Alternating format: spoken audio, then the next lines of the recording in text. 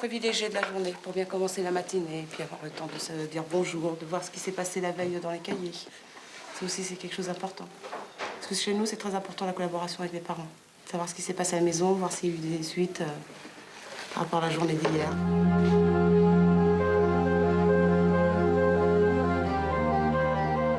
Alors Chloé aujourd'hui a 4 ans et demi et on a su en fait qu'on a eu le diagnostic d'autisme quand elle avait 3 ans et demi, donc il y a 1 an à peu près.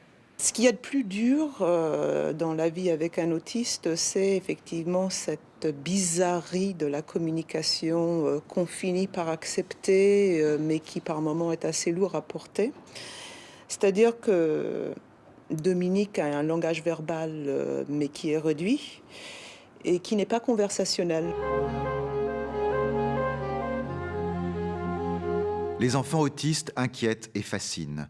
Leur regard, noyé dans un horizon invisible, leur impossibilité à communiquer reste énigmatique.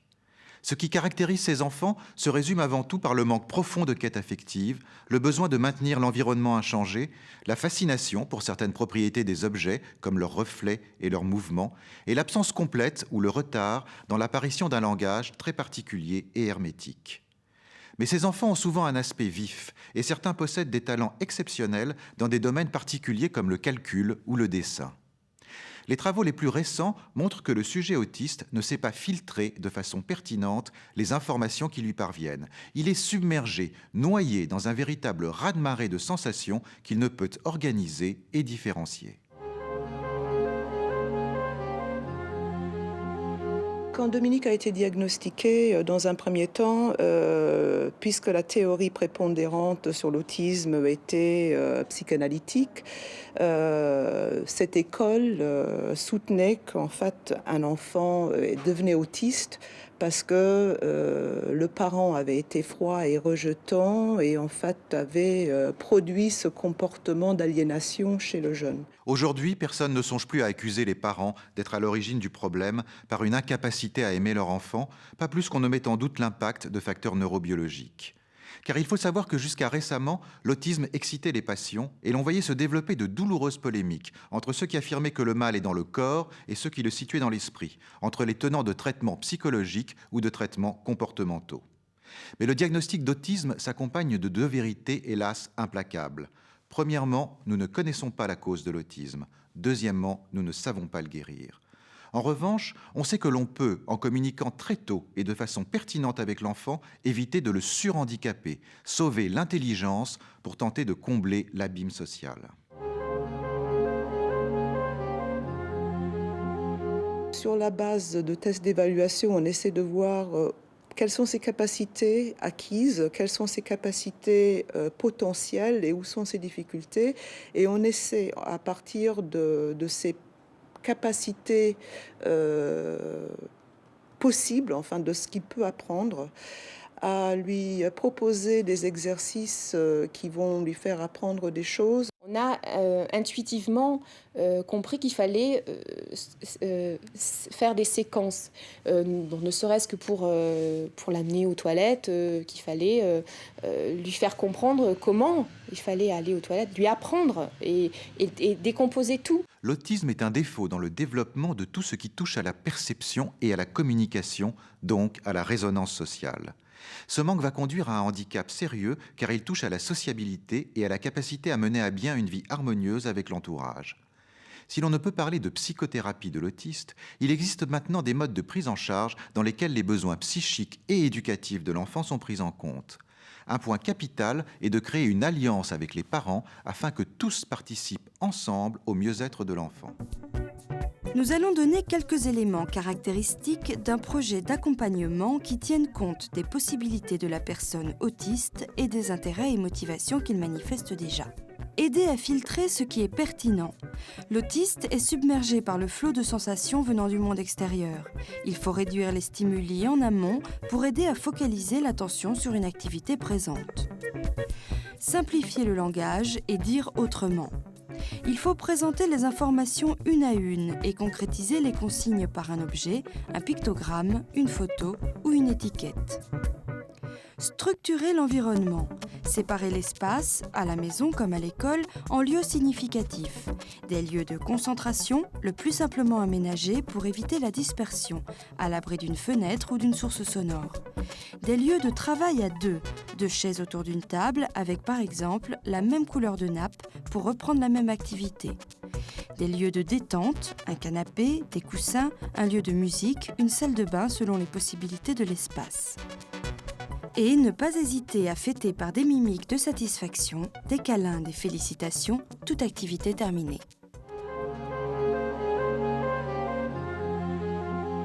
On s'est débrouillé avec ça au départ, on est allé chercher nous-mêmes les informations, mais le mot autisme pour nous ne voulait rien dire en fait. À partir de 16 ans, les structures adaptées pour les autistes et même les structures tout court deviennent très très rares.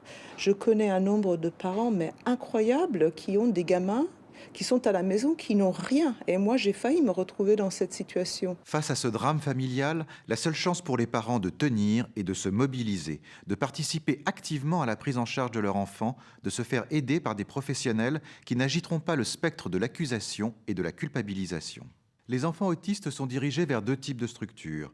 D'une part, celles créées pour l'éducation spéciale des handicapés mentaux. Ce sont les externats ou internats médico-pédagogiques ou professionnels et les centres d'aide par le travail. Le plus souvent, la spécificité de l'autisme y est reconnue et l'éducation est réalisée par des spécialistes. D'autre part, les structures psychiatriques mises en place pour les enfants malades mentaux, centres médico-psychologiques, hôpitaux de jour. Certaines équipes de psychologues, psychiatres et psychanalystes ont développé des outils spécifiques pour prendre en charge ces enfants. Il faut bien se renseigner sur le type de traitement qui est proposé. Des projets pilotes spécifiques à l'autisme commencent à exister un peu partout en France. Classes intégrées dans les établissements scolaires, Pro-Aide Autisme, projet Helios. Par ailleurs, de nombreuses associations de parents, comme l'UNAPI, l'APAGE ou l'APEDIA, apportent de précieux renseignements. Les méthodes que nous avons évoquées sont appliquées dans les maisons d'accueil comme l'Envol, spécialisées dans la prise en charge des enfants autistes. Nous y avons passé une journée. Ils arrivent chaque matin entre 9h et 9h30, certains en ambulance, d'autres accompagnés par leurs parents. Ils ont entre 18 et 25 ans et pour ces jeunes autistes, l'Envol est une chance. C'est l'une des rares maisons d'accueil spécialisées pour les jeunes adultes. En France, sur 60 000 autistes, enfants et adultes, moins de 1000 bénéficient d'une prise en charge spécialisée. Ici, ils sont 15, la plupart ont un retard mental important. Alors, Johanna, comment s'est passée ta soirée hier? T'as été à la maison? Oui? On va regarder le cahier tout de suite, voir s'il y a un petit mot. Petit message de maman. Tout va bien à la maison. La soirée s'est très bien passée. J'en suis ravie, Jojo. Voilà ton verre de lait, ma belle. Voilà pour toi. C'est un moment privilégié de la journée pour bien commencer la matinée et puis avoir le temps de se dire bonjour, de voir ce qui s'est passé la veille dans les cahiers. Ça aussi, c'est quelque chose d'important. Parce que chez nous, c'est très important la collaboration avec les parents. Savoir ce qui s'est passé à la maison, voir s'il y a eu des suites par rapport à la journée d'hier.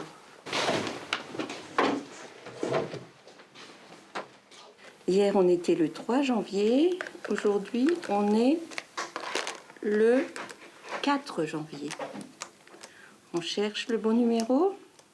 Je t'aide, hein. C'est difficile, ça, je sais. Dans une autre classe, Michel, éducatrice spécialisée, prépare avec Laurent le programme des activités de la journée. Voilà.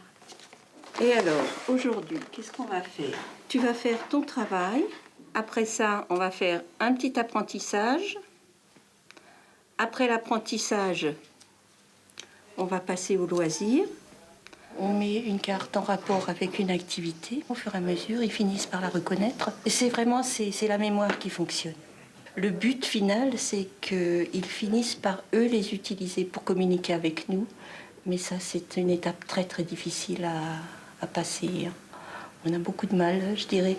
On arrive relativement facilement à leur faire comprendre ce qu'on veut, mais on a beaucoup de mal à les faire s'exprimer.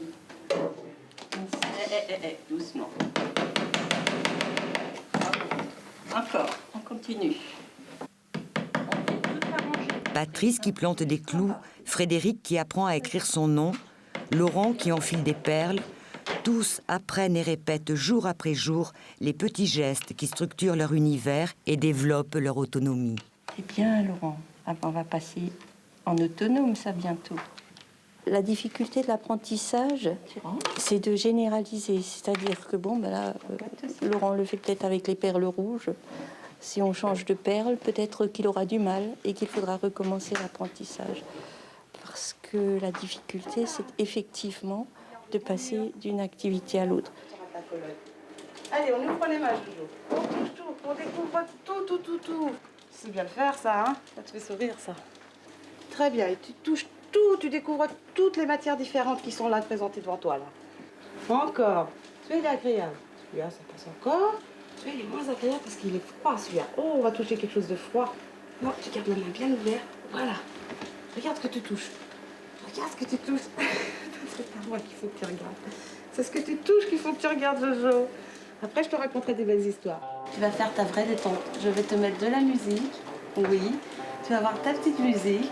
Et là, tu vas pouvoir te détendre. C'est la fin de la matinée. Oh, t'es ravie.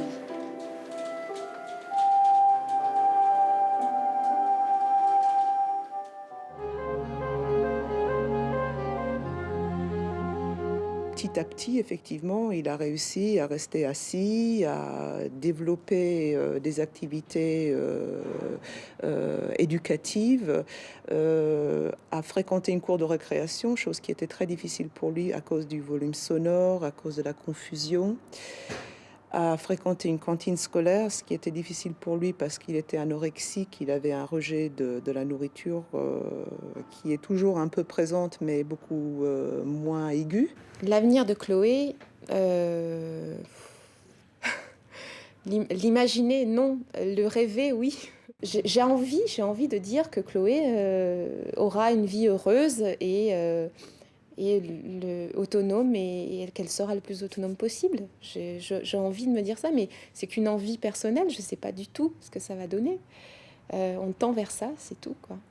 Depuis une vingtaine d'années, les travaux réalisés dans le monde entier confirment que la personnalité des parents ou le mode d'éducation ne sont pas à l'origine de l'autisme de leur enfant. Le voile se lève lentement, en particulier depuis l'apparition des neurosciences et des techniques d'investigation plus sophistiquées. Reste à faire en sorte d'affiner des modes de soins globales prenant en compte à la fois l'adaptation concrète des personnes autistes à leur environnement et leurs besoins psychiques. Et surtout, qu'une parole puisse circuler pour aider les équipes qui prennent en charge ces enfants et pour déculpabiliser les parents, leur donner les moyens de surmonter cette épreuve, car il n'y a pas de manière normale de vivre une situation aussi profondément anormale.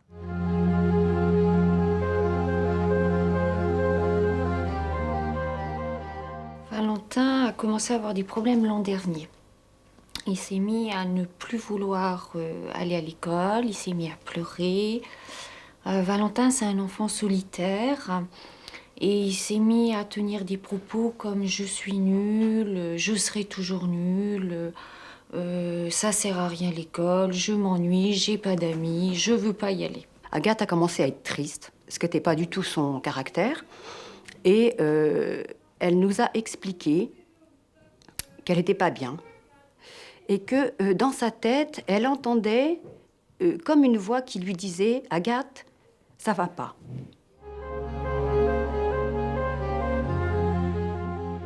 Au sein d'une équipe pluridisciplinaire, le psychologue scolaire se consacre essentiellement à l'observation et à l'orientation des élèves, au dépistage et au suivi des enfants en situation d'échec scolaire. Sa vocation est d'offrir un soutien psychologique aux élèves en voie de désadaptation. Enclave neutre au milieu du flux de tensions et d'émotions que véhicule l'école, la psychologie doit assurer aux élèves un lieu privilégié d'écoute, d'expression de leurs craintes, de leurs angoisses, de leurs révoltes et de leurs espoirs. Mais c'est la collaboration avec les enseignants qui est la véritable pierre angulaire de la psychologie scolaire. Car les psychologues se doivent avant tout d'être au service de l'école pour aider l'ensemble des élèves et pour faire avancer la réflexion psychopédagogique. Elle avait un petit peu de difficulté d'intégration, mais bon, pas énormément. Et fin octobre, elle a eu un traumatisme très important. Elle s'est fait renverser par une voiture. Elle travaillait toujours bien, mais c'était au niveau de son caractère. C'est une petite fille qui est très gaie et qui était devenue très triste. Donc elle avait des difficultés à nous laisser le matin parce qu'on se séparait. C'était vraiment une histoire de séparation. En effet, un fléchissement ou un retard scolaire peut être occasionné par une multitude de causes. Traumatisme, état de santé de l'enfant, malaise familial. La difficulté est souvent d'établir un diagnostic précis, c'est-à-dire de faire la part entre un état réactionnel et des troubles psychologiques plus installés. Donc je lui dis, écoute Valentin, dans ton école, il y a une psychologue, libre à toi d'aller la voir, tu la connais, c'est Annie. C'est pas moi qui vais faire la démarche, mais tu veux pas me raconter ce qui se passe, tu veux pas qu'on sache, elle pourra peut-être t'aider. D'autres difficultés d'adaptation peuvent prendre la forme d'un retard ou de troubles du langage. Il peut s'agir de difficultés d'articulation de certains phonèmes et de certaines syllabes ou d'une déformation de la parole. Certains élèves, plus nombreux, présentent une dyslexie, une difficulté dans l'apprentissage de la lecture, ou une dysorthographie, difficulté d'apprentissage de l'écriture. D'autres encore ont des troubles moteurs, maladresse, difficulté à écrire, instabilité. Il s'agira alors d'orienter l'enfant vers une psychothérapie ou un réapprentissage spécifique mené par des orthophonistes, psychomotriciens et rééducateurs spécialisés.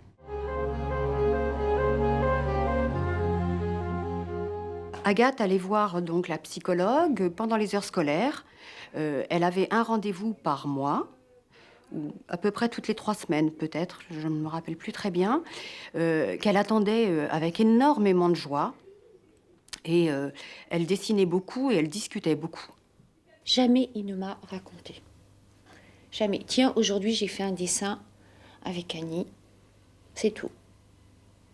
Et il y a qu'au bilan où j'ai su un petit peu ce qu'il avait dit, comment ça s'était passé. Il n'en a jamais parlé. Pour lutter contre l'échec scolaire, les tâches des psychologues sont multiples. Au niveau de la classe, il peut leur être demandé une évaluation du niveau global d'instruction des élèves ou l'analyse psychologique d'une classe à problème. Ils peuvent utiliser un sociogramme qui permet d'évaluer l'existence de leaders ou de conflits entre sous-groupes, ce qui canalise l'énergie des élèves au détriment de l'apprentissage scolaire. Mais il peut être aussi demandé aux psychologues de soutenir les enseignants en difficulté, de participer à une réflexion sur la pédagogie de l'école, d'introduire une dynamique de prévention ou de conseil éducatif auprès des élèves. Pour mener à bien le suivi d'un élève, les psychologues scolaires doivent se munir d'un certain nombre d'outils et de méthodes. Ils peuvent mener des examens psychologiques individuels approfondis grâce à des tests spécifiques, épreuves intellectuelles pour appréhender les différentes formes d'intelligence, épreuves verbales, tests de connaissances scolaires, tests de personnalité. Des examens plus spécialisés d'analyse instrumentale sont proposés dans certaines situations. Examen des troubles moteurs, examen de l'orientation et de l'organisation spatio-temporelle, examen du retard et des troubles du langage oral et de l'acquisition du langage écrit. Les psychologues peuvent conduire des entretiens individuels avec l'élève pour mieux cerner ses motivations, ses projets, son degré de maturité, son équilibre émotionnel.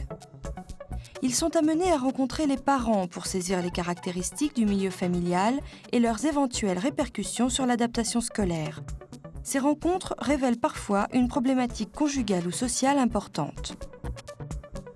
Les données recueillies sont consignées dans les dossiers psychologiques des élèves. Ces dossiers ne peuvent être transmis qu'à un autre psychologue, mais dans certains cas, quelques informations pourront être données aux parents ou aux enseignants.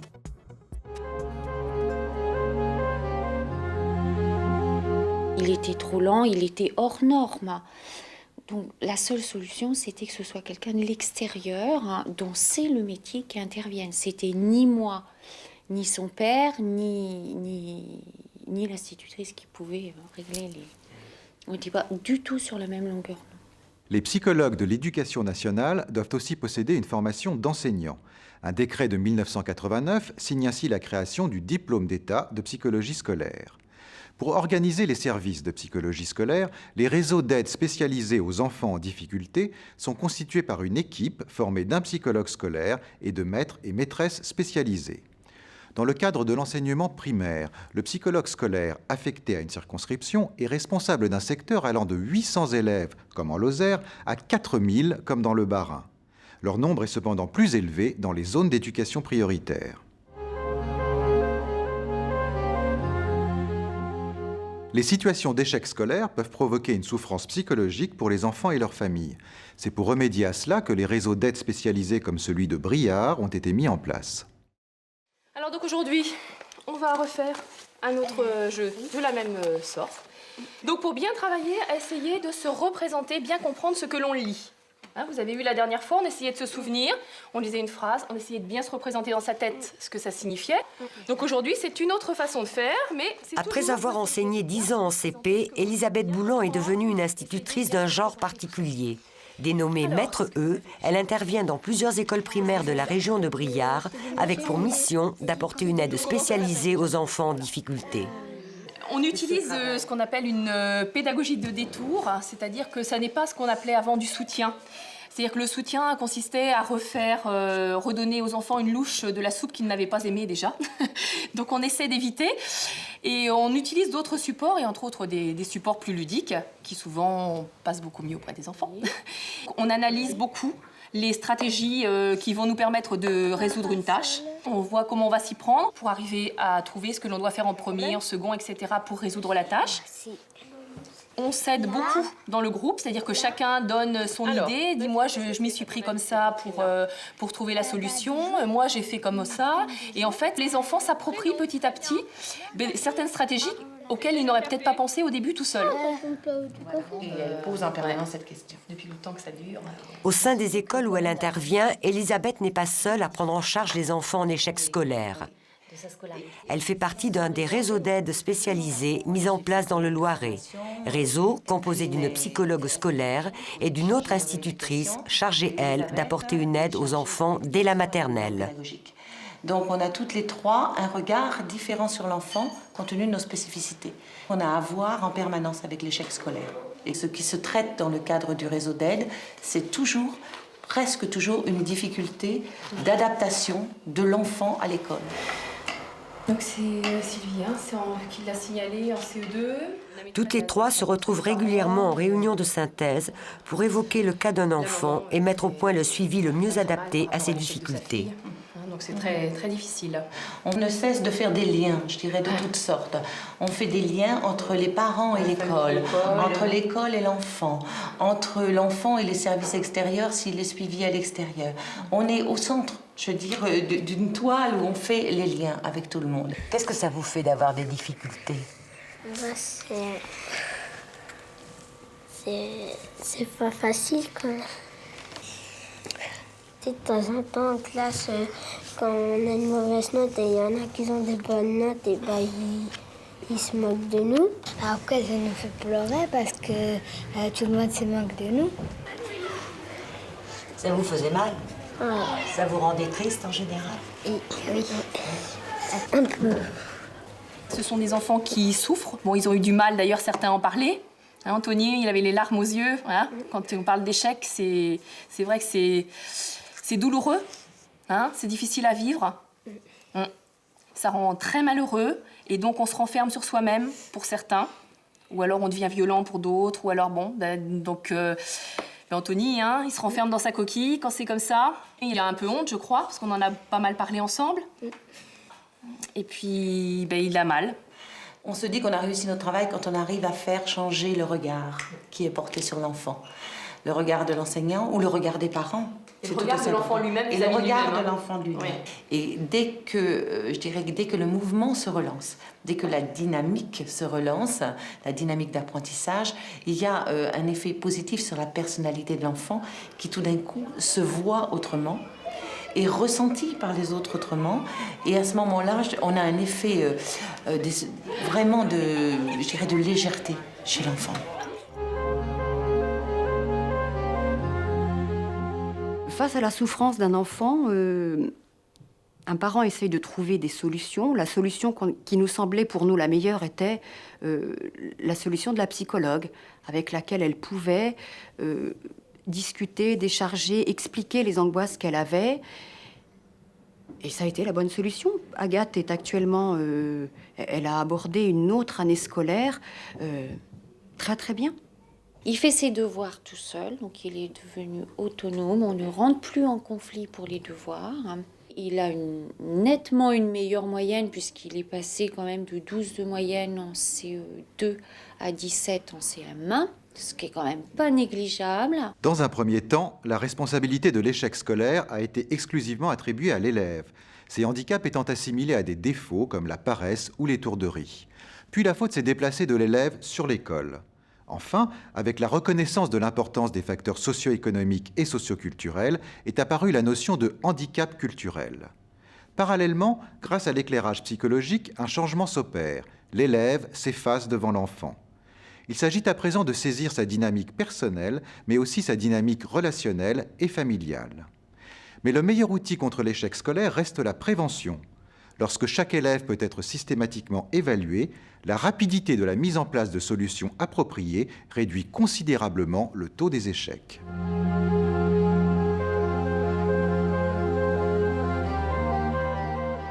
Les nourrissons ne naissent pas vierges, ni innocents. Ils traînent déjà une histoire sur plusieurs générations, l'histoire de la grossesse et puis l'histoire de ce qui a précédé leur conception, des deux familles, des deux désirs dont ils sont l'incarnation. Ils ont déjà un lourd passé et parfois trop lourd. Ils n'arrivent pas à le traîner. Et d'intervenir comme ça très vite après la naissance, en maternité, ça leur permet de sortir de la maternité avec des bagages un peu moins lourds. Et c'est peut-être mieux pour démarrer. Alors, j'ai été voir une psychologue pour enfants avec mon fils parce que cela correspondait en fait à la rentrée des classes. Il n'avait pas tout à fait 3 ans, il rentrait à la maternelle. Et les 3 premiers jours se sont bien passés. Et suite aux 3 premiers jours, ça a commencé à pas aller du tout. Il ne dormait plus, il ne mangeait plus et il ne voulait pas aller à l'école. L'enfant est une personne en croissance physique, mais aussi psychique. Dès sa naissance, il doit en permanence s'adapter à un entourage dont il est dépendant et qui doit répondre à tous ses besoins, à commencer par ses besoins affectifs. Cette dépendance rend l'enfant particulièrement vulnérable.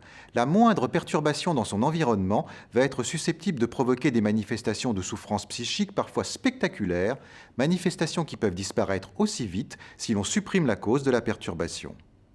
Mais l'enfant possède aussi d'emblée une personnalité, des capacités intellectuelles, des forces de résistance qui font de lui un individu singulier, différent des autres enfants.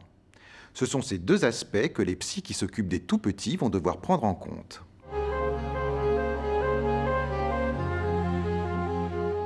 Je travaille en tant que psychanalyste auprès des bébés et de leurs parents dans ce moment extrêmement bref, les quelques jours d'hospitalisation qui suivent la naissance. C'est une collaboration entre l'approche pédiatrique et l'approche psychanalytique. C'est une autre façon d'entendre les symptômes, de les entendre comme un souhait de communiquer. À nous d'essayer de comprendre ce qu'ils essayent de communiquer. En effet, dès les premiers jours de sa vie, le nouveau-né peut manifester des signes de souffrance psychique. Ne pas dormir, ne pas manger, refuser tout contact affectif, s'exprimer par des manifestations somatiques comme des vomissements ou des régurgitations. Plus l'enfant va grandir, plus les symptômes peuvent se différencier et s'organiser. Phobie, anorexie, bégaiement, énurésie, manifestations obsessionnelles, jusqu'à des comportements tout à fait étranges et anormaux. J'ai été avec Nathan qui avait pas tout à fait 3 ans voir une psychologue. Je lui ai dit qu'on allait voir une dame qui parlait. Que manifestement il avait un problème et que cette dame allait nous aider à résoudre et à trouver ce problème. Effectivement, le diagnostic de ces troubles est fondamental. Les mêmes symptômes peuvent être simplement liés à une inquiétude provoquée par exemple par un conflit ou un deuil chez les parents, ou être dus à une véritable maladie de l'enfant comme l'autisme ou la psychose infantile. Un exemple qui se produit avec une relative fréquence, c'est quand il y a eu un deuil pendant la grossesse. Par exemple, la mère a perdu, disons, son père au cours de la grossesse. Elle va m'en parler, parce que c'est récent, etc. Bien sûr, au moment où elle va m'en parler, elle va avoir une montée émotionnelle chez elle, que l'enfant, même s'il est à l'autre bout de la chambre dans son berceau, va percevoir. Donc je lui parle, je lui dis, oui, quand tu étais dans le ventre de ta maman, à 6 mois, ton grand-père est mort. Et c'est pour ça que tu as senti à ce moment-là des choses, parce que ta mère a eu une grosse peine, un gros chagrin d'avoir perdu son père. Et c'est vrai qu'elle s'est moins occupée de toi. Mais sache que ce n'était pas à cause de toi. Les nourrissons sont le plus souvent pris en charge dans le cadre d'une thérapie mère-enfant ou père-mère-enfant. Dès l'âge de 2 ans, les tout-petits peuvent bénéficier de méthodes pédagogiques adaptées, comme la méthode Freinet, de thérapie corporelle et rééducative, de thérapie comportementale ou de psychothérapie psychanalytique. La psychologue parlait et Nathan l'a coupée et lui a dit très clairement et avec ces mots-là, de toute façon, le problème c'est pas l'école, le problème c'est le ventre de maman.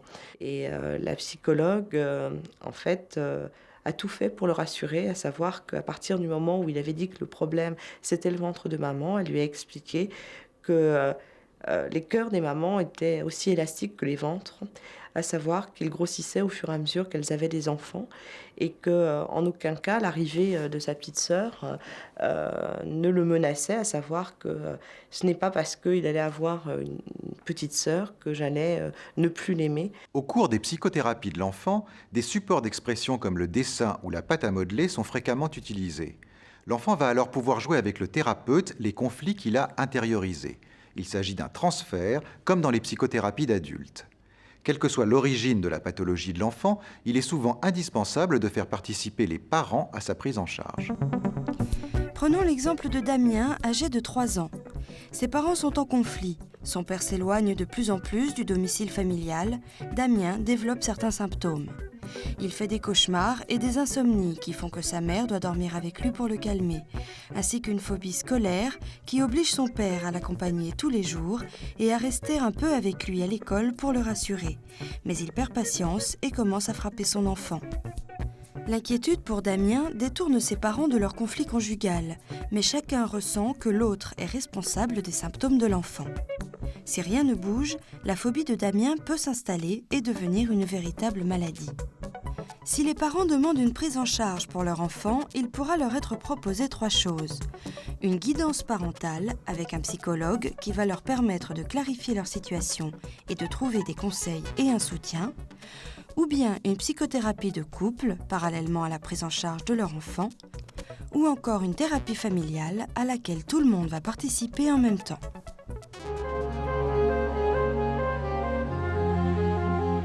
Je me suis rendu compte lors de cette séance que je ne savais pas tout de mon fils et qu'effectivement, à la fois c'était bien et à la fois c'était mal.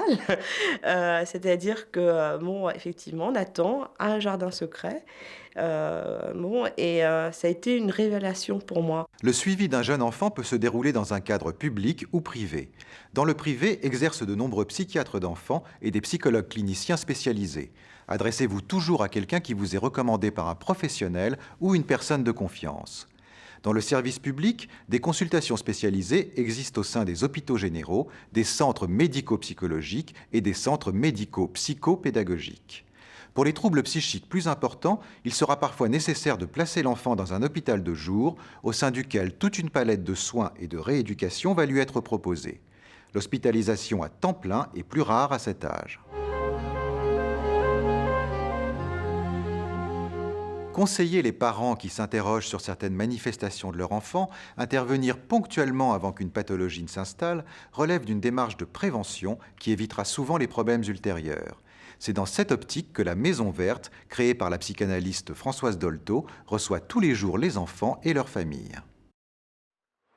Ni crèche, ni garderie, ni centre de consultation, la Maison Verte accueille les tout-petits avec leurs parents.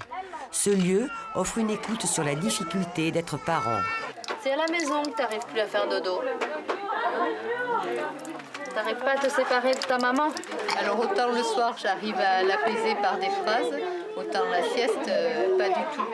Il tambourine aux portes, il sait pas jouer seul et il vient tout le temps nous embêter. En fait, il sait jouer seul, mais pas quand vous êtes là. Non. Il aborde cette phase comme ça de séparation, d'autonomie, d'indépendance.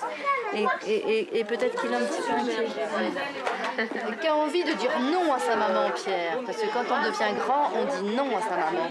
Moi, c'est un soulagement, quoi. Enfin, le fait de pouvoir parler soit à d'autres parents, à l'équipe, et puis d'expliquer les difficultés du moment. Il y a des évolutions avec l'enfant tous les jours et que c'est vrai que je suis quelqu'un qui pose beaucoup de questions et donc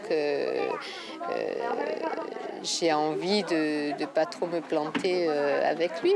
La Maison Verte est aussi un lieu de prévention destiné à éviter l'apparition de troubles psy chez l'enfant. On a écrit ton prénom, avec les autres enfants de l'après-midi. T'es rentré dans la maison. et puis rentre dans la maison mère. Le tout petit est un interlocuteur à part entière pour nous. Les adultes qui l'accompagnent, c'est la maman de Pierre ou c'est le papa de Pierre. Mais nous, on accueille Pierre. Ici, on s'adresse à l'enfant. Et tu sais, les jouets de la maison verte, il faut les partager, Marius. Ici, c'est comme ça.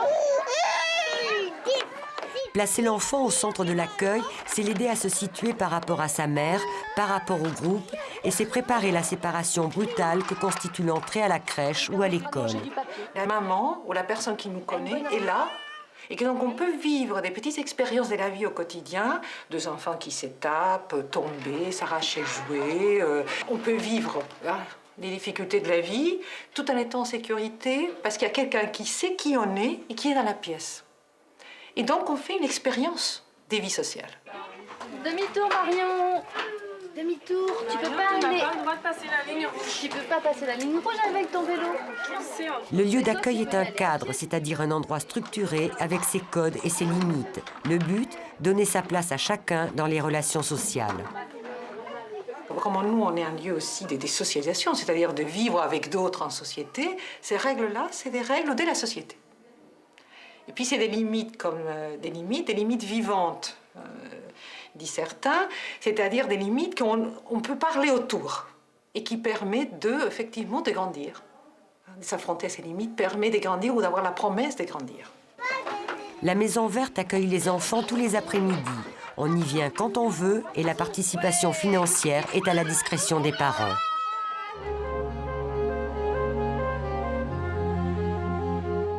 Ça a marché du feu de Dieu. Enfin bon, moi j'étais très étonnée de ce résultat. Une séance et les problèmes semblaient, au-delà de semblaient, les problèmes étaient résolus.